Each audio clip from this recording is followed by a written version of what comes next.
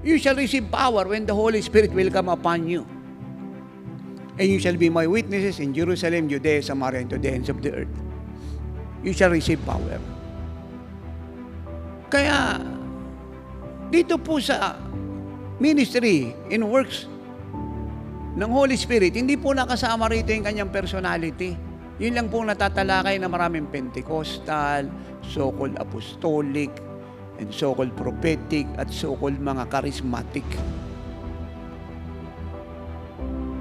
Kaya ang thought nila, hindi man po lahat dahil hindi nababanggit yung personality ng Holy Spirit na siya isang persona, isang Diyos. Nakapokus sila, nakabangkon doon sa power. Doon po sila nakabangkon. Doon sila nakasenter, doon sila nakarely. Kaya dahil sila po yung nakabangkon sa power, because you receive power, ang nangyari tuloy, sinasadya o hindi, they are using God. Pero kung naunawa mo, tinanggap mo ay Diyos na powerful sa lahat, God will use you.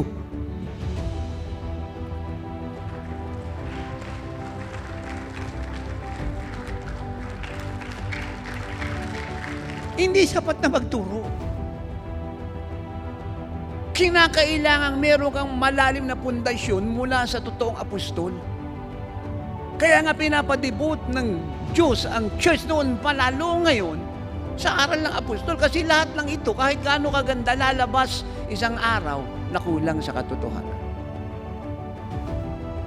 At kahit siya po'y naging effective, siya po'y may bunga, hindi po siya eternal. Isang araw siya po'y makakaras. Especially, nagdidemand ang Lord ng greater works. Kung doon ka lang nakarelate, doon ka nakabangkon, hindi mo mararating ang greater works. Kasi dapat meron kang greater understanding, greater revelation, for you to have a greater faith, for you to receive great things from God.